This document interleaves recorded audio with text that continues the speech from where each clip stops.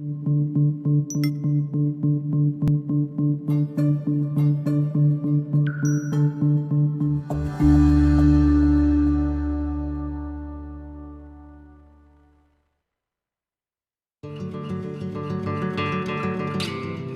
by day, little by little, we write the story of our lives.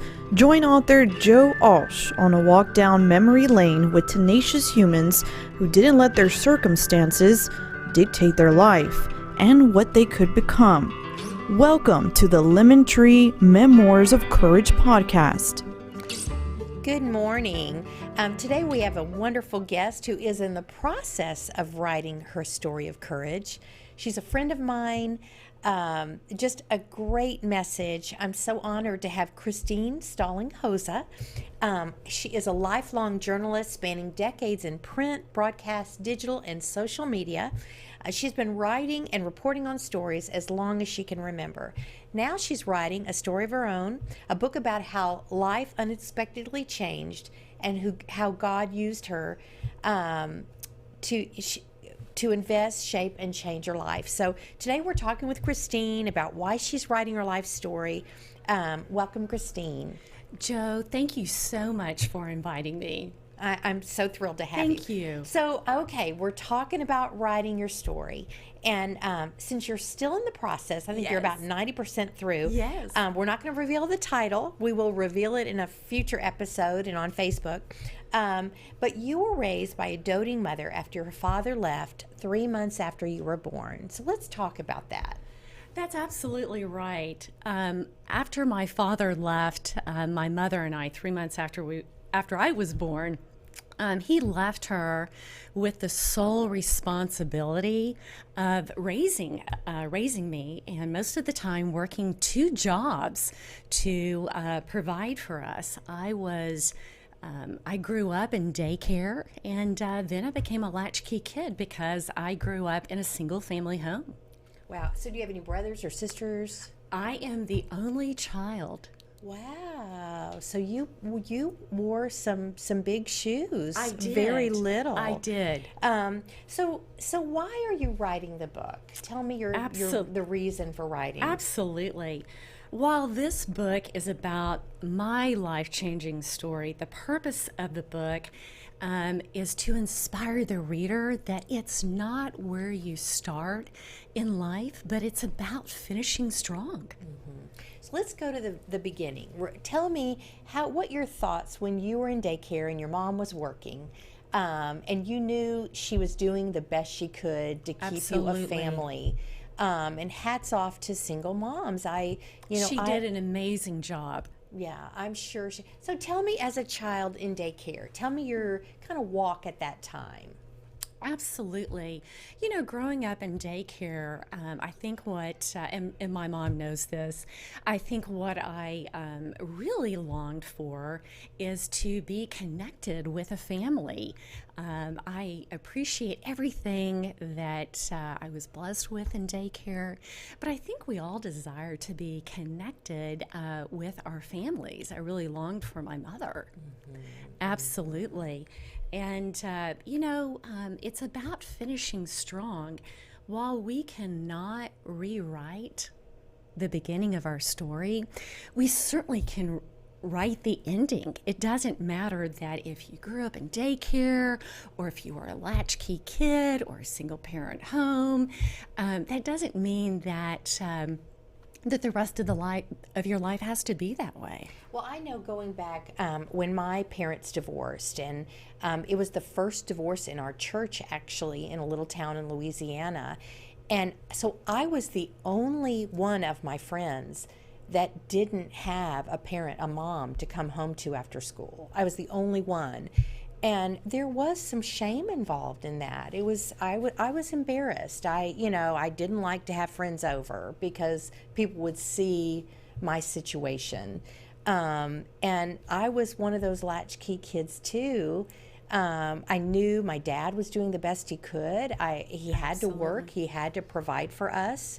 I don't know that I felt shame particularly, my mother really raised me to be strong and independent and a strong thinker.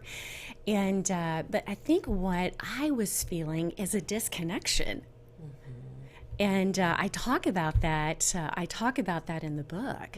And in fact, at a very young age, I really sensed something at a very young age, and that was that I was disconnected from the very source that I needed. That How old would you say you were when you recognized that disconnection? I don't know that I knew what to call it, but my mother tells me that I was somewhere around the age of 3. And which is really young. And I don't know that I knew what to call it, but I knew that there was something different and that I was missing something. And what it was is I was really longing for something that I didn't have. And at around 3 years old, I really wanted that family unit, the mother and father, to laugh together, pray together, invest in one another. And I think looking back, what I was trying to say at that very young age is that I wanted a sense of community. We all want a sense of community. We all want to be part of something that is bigger than ourselves. We all want someone to invest in us, to pour into us, and really to show us the way. I think that is really puts it into perspective. Is my mother did an amazing job providing for us, but she couldn't do everything. That's right. I mean, no person can. But I really needed someone to show me the way and to invest in me, because we're really only as strong as that which we're anchored to. So when did your life unexpectedly change? Wow. You know what? That is what the book is about. And I can't reveal the title just yet, but I'm so excited to tell you about my story and to inspire you. But my life unexpectedly changed when I was in high school. I was going into my junior year in high school here in the Dallas area. And it was at the recommendation of a classmate that encouraged me. Oh my gosh, it still gets me emotional, but encouraged me to take a journalism class. And I just didn't feel that I had any credentials at that time to take this class under this amazing teacher. And it was through that class that God used that teacher not only to shape my life, but to invest in me, pour into me, challenge me, really to inspire me to become a lifelong journalist. And God took her home early in life, regrettably, very early in life. But amazingly so, I felt God's prompting, like I had never felt before, to reach out to her family via a payphone.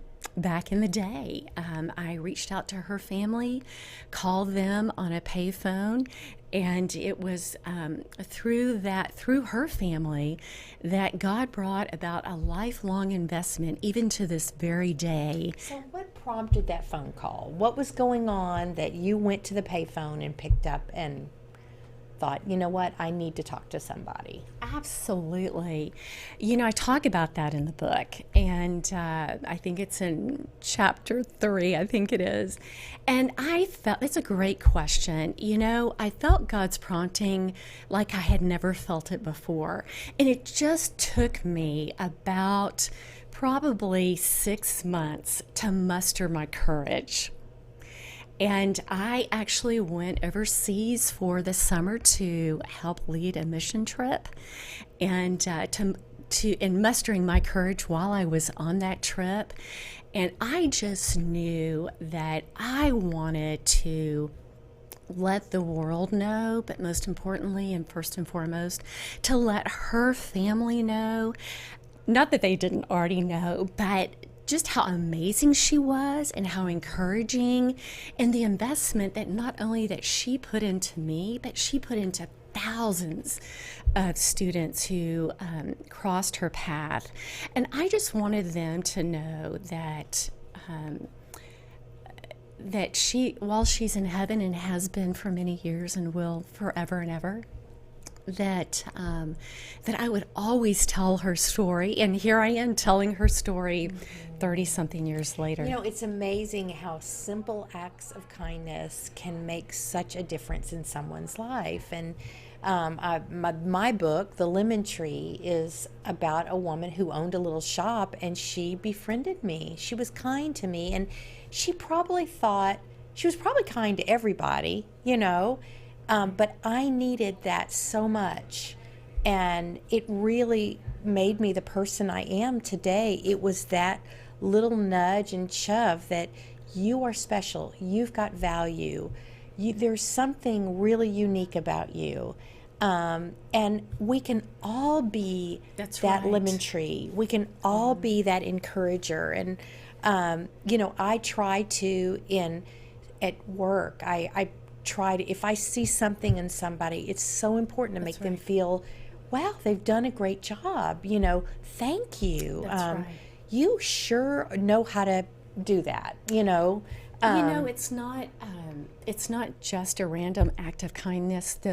That is amazing, and I love paying it forward. I love that. But the point of my book is to inspire you to invest, whether it's a season, or or a lifetime. Investing in someone can really be life-changing. I wouldn't be doing what I am today. I wouldn't be writing this book if this teacher hadn't spent the time to invest in me. I was a late bloomer, in the world of journalism, but she poured into me, and as she did thousands of others, as she did. But, I wanted to touch on something, Joe, that God is in the people business. At the end of the day, people matter. And I talk about this in the book, that we have moved away from a relationship-based society to a transactional-based society. And So what does that mean? Absolutely. That's a great question. We were talking about that. Earlier. Think about a financial transaction. It's just it's about making the transaction. It's about making the sell, which is fine. But we have really taken that human element out of the equation. And that's really near and dear to my heart. People are very near and dear to my heart because people matter to God. Mm-hmm. And God is in the people business. And it really pains me that we have moved away from a relationship-based society, because we're made for relationships. We're made to help each other. And that's why we're here. The Bible tells us in Matthew 22:37 to love the Lord with all of our heart, soul, and mind, and to love thy neighbor as thyself. Mm-hmm. And I'm guilty of it as well. Just writing this book and pouring myself into it and just retracing steps, I can see how I have moved away from it. And so I'm really just more sensitive to it now, because it's just brought awareness to me. And I just want to bring awareness to the reader, as well as inspire them. Mm-hmm. Well, and just, you're right, people are so busy, and that community, even in our own neighborhoods, you have to take the step. A lot of times it's not going to be your neighbor that invites everybody over. But I'll give an example. I decided to start a book club in our neighborhood. We're kind of new to our neighborhood. That's awesome. And we have 20 women. They're all fairly new to the neighborhood. They all are empty nesters like me. We have so much in common, and we have so much fun. We discuss the book for about 5 minutes, and then everything else under the sun, and we help each other. And we've only been a group for about 6 months, but already it's just so fun, and it's so nice that we have somebody to lean on. But sometimes you have to be the one to make that first step. And if you people have to be the change that you want to see. I know that it sounds so trite, but it isn't. And it's been an awakening to me that I have to be the change that I want to see. And I just want to bring awareness to everyone that I come in contact with, to just to say, hey, we need each other. I need you. I need you, because we all have strong points that maybe somebody else doesn't have, that we can help, that we can help that person. Absolutely. And also accountability partners too. That's right. Somebody, you may want to start a walking club in your neighborhood, or, just like the book club, cooking club. There's something you can do to get to know other people and really invest in other people. Talk about, now let's talk about your book now and writing your book. So those people that your New Year's resolution is, you know what, I'm going to write a story. Now you are a professional writer, you're a publisher, you have the tools that a lot of us don't have. I didn't have those tools. But what advice would you give the person that says, my New Year's resolution is to write a book on how I got through a 3-month mission trip overseas?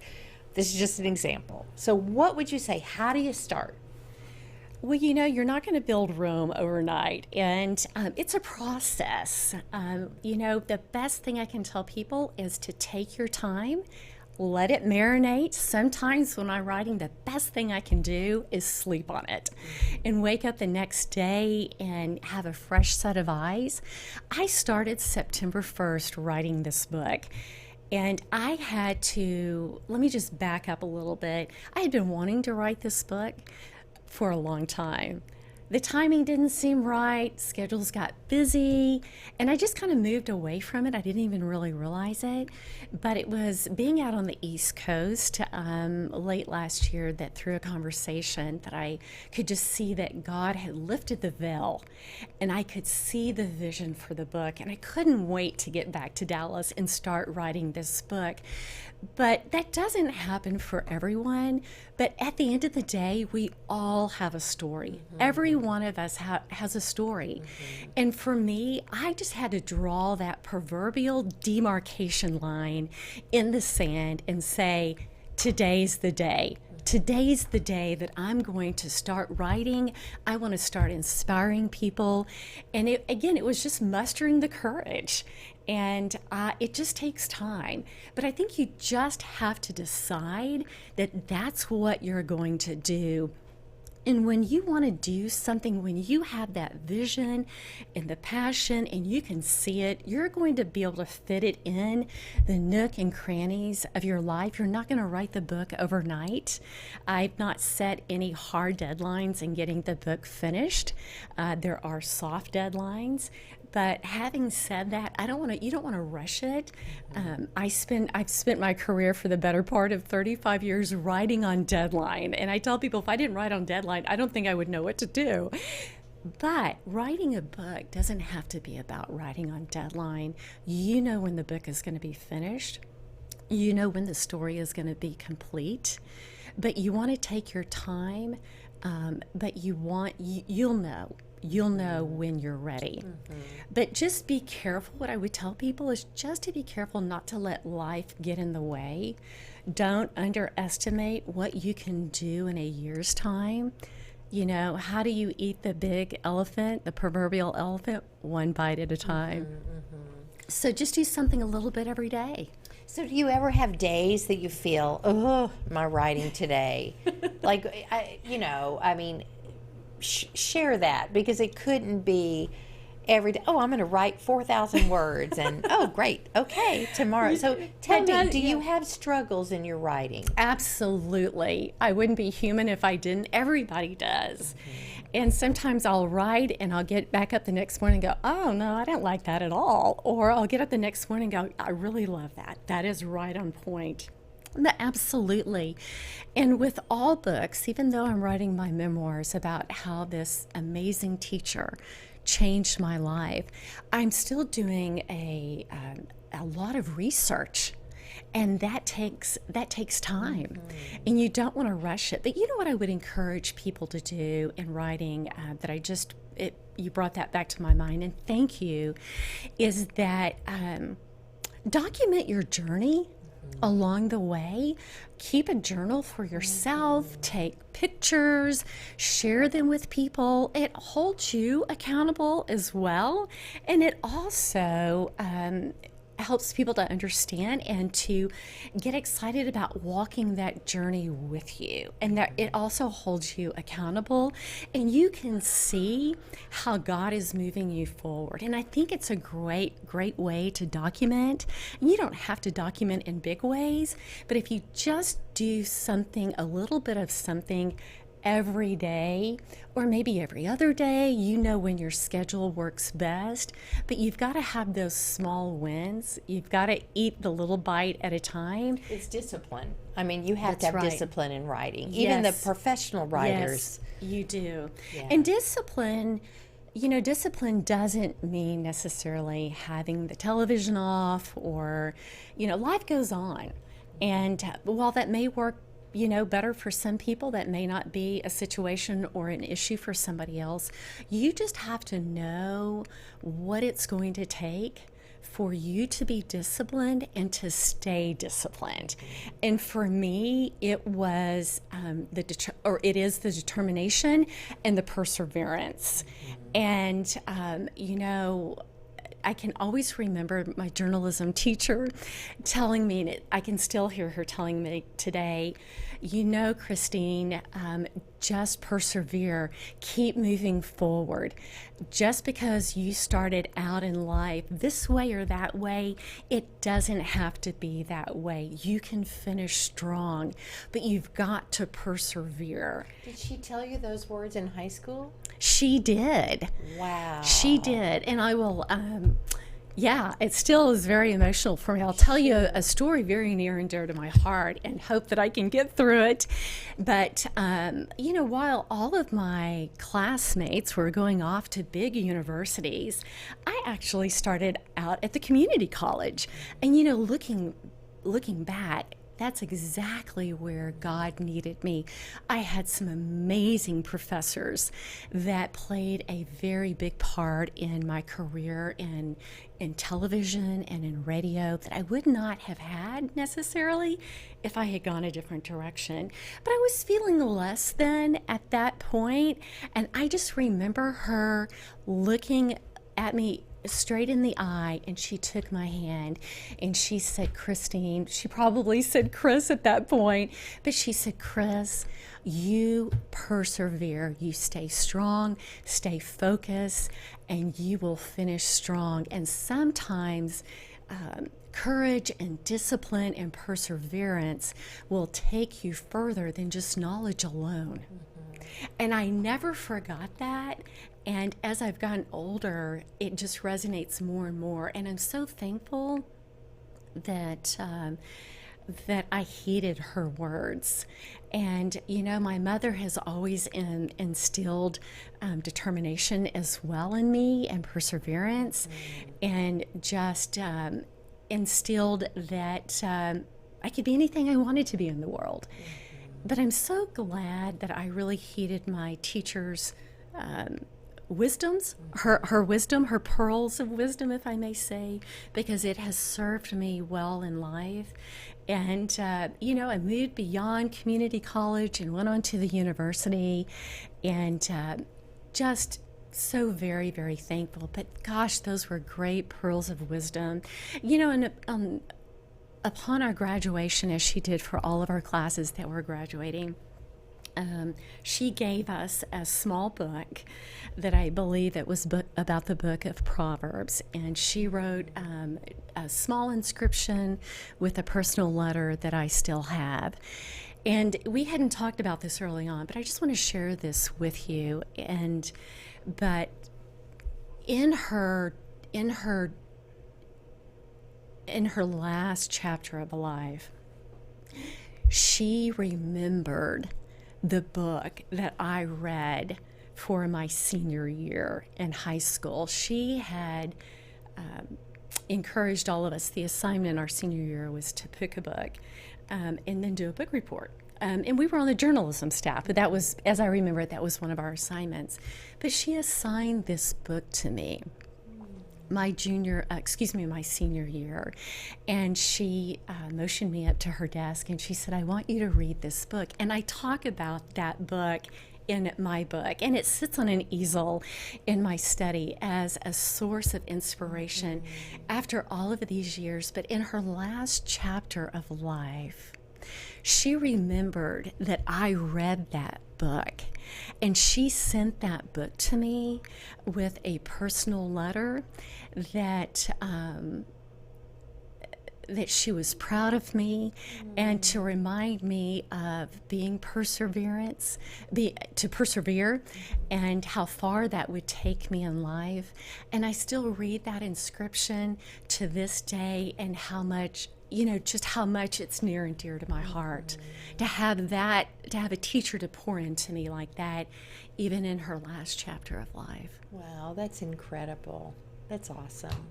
Well, it has been so wonderful, Christine, having you as a guest. We cannot wait to see your book. Can't wait to have your book, and I will definitely share it on this podcast. And if somebody wants to reach out to you just with questions, is there a way they can do that? Absolutely. Go to Facebook and just give me a friend request, and I will be sure to acknowledge that. I would love to share my journey with you, and you can find that at Christine Hoza on Facebook. And one last thing that I want to make for sure is that what I want, the purpose of this book, to inspire the reader, that it's not where you start, but it's about finishing strong. Because at the end of the day, we are only as strong as we succeed as a result of those who choose to invest in us. And oh my goodness, how I can look back and see so many people who God has woven in and out of my life, because running the race and finishing strong, at the end of the day, it's about helping each other. It is. Thank you so much, Christine. You're welcome. Thank you guys, and you all have a blessed day. Thank you. Thank you for joining us on the Lemon Tree Memoirs of Courage podcast, hosted by author Joe Alch. You can find more information on Joe's beginnings and the Lemon Tree at thelemontreebook.com.